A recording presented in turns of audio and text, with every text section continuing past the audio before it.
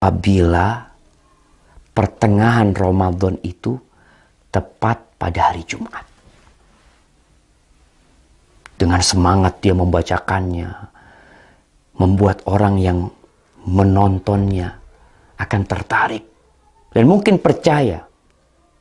Dan memang dusta apabila diulang-ulangi, disebarkan, terkadang bisa menjadi sesuatu yang diyakini oleh manusia kebenarannya, padahal itu hoax.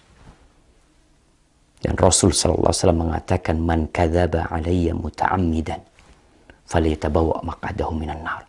Barang siapa yang sengaja berdusta atas nama aku, hendaklah dia bawa kursinya, tempat duduknya ke neraka. Maka jangan mudah-mudah menyebarkan hadis palsu, hadis dhaif, kecuali memberikan penjelasan. Kalau hadis itu palsu atau hadis itu dhaif. Ana akan bacakan hadisnya. An Ibnu Mas'ud, dari Abdullah bin Mas'ud radhiyallahu taala anhu qala Rasulullah sallallahu alaihi wasallam, Rasulullah sallallahu alaihi wasallam bersabda.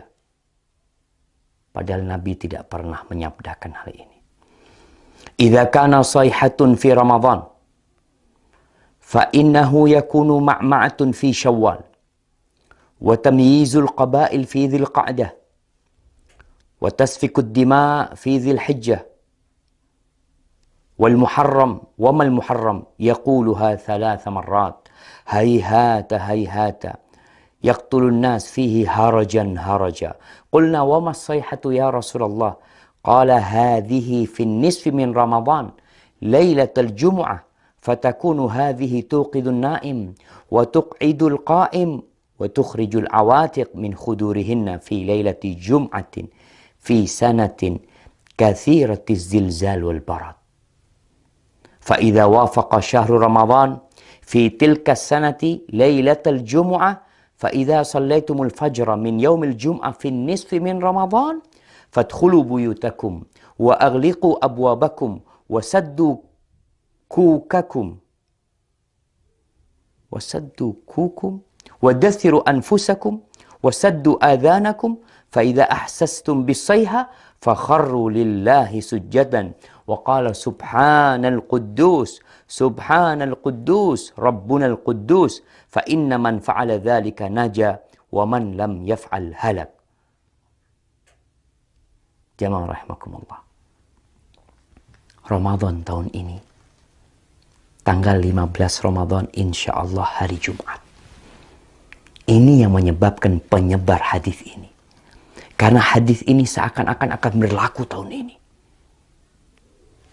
Yang artinya dari Abdullah bin Mas'ud radhiyallahu taala anhu, Rasulullah sallallahu alaihi wasallam bersabda, apabila ada suara dahsyat tepat di bulan Ramadan, maka itu akan terjadi beruntun sampai bulan Syawalnya. Banyak di antara golongan manusia lebih memisahkan diri. Mereka bergerombol-gerombol di bulan Dzulhijjahnya. Pertumpahan darah banyak terjadi di bulan Dzulhijjah tersebut. Juga semakin klimak ketika masuk di bulan Muharram. Rasulullah SAW menyebutkan hal itu 3 kali. Apa yang harus kami lakukan di bulan Muharram? Para sahabat bertanya, sayang. Sungguh sayang, kata beliau. Mereka tidak mengetahui dan apa yang harus dilakukan di bulan Muharram. Saat itu di antara manusia banyak yang saling membunuh. Apa suara dahsyat itu ya Rasulullah? Sahabat bertanya kepada Nabi SAW.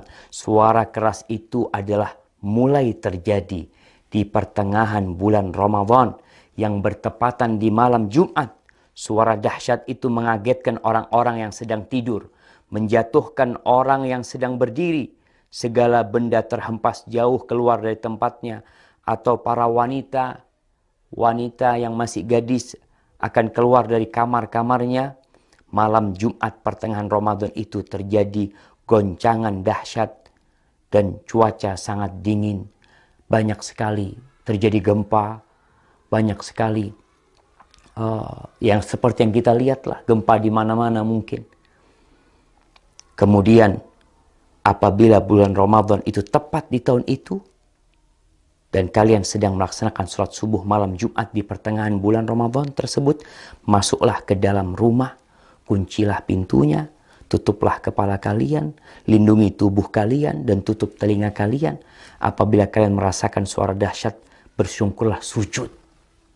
Nih, ada sujud. Kita tahu sujud itu ada sujud syukur, sujud tilawah, kemudian ada sujud sahwi, ada sujud ketika sholat. Ini sujud ketika mendengar suara keras. Membaca Subhanal Quddus, Rabbunal Quddus. Karena sesungguhnya apabila kalian melakukan itu, niscaya selamat. Jika tidak, tentunya akan binasa. Ini tersebar jemaah di beberapa tulisan. Ini ambil dari beberapa tulisan yang ada di internet. Kemudian video itu juga telah tersebar, yang disebarkan oleh ya entah siapa yang menyebarkan hal itu, menyebarkan hoax. Kita lihat sekarang bagaimana hukum hadis ini. Para ulama menjelaskan hadzal hadis munkar la yasih. Hadis ini munkar, tidak benar. Al-Uqaili mengatakan laisa li hadzal hadis aslun min hadithi thiqah. Hadis ini enggak punya dasar dari perawi yang thiqah, wala min wajhin yathbut, dan enggak ada yang benar dalam hadis ini. Itu disebutkan dalam Ad-Du'afa Al-Kabir. Dan Ibnul Jauzi mengatakan hadis ini hadza haditsun maudhu. Hadis ini palsu atas nama Nabi alaihi salatu wassalam.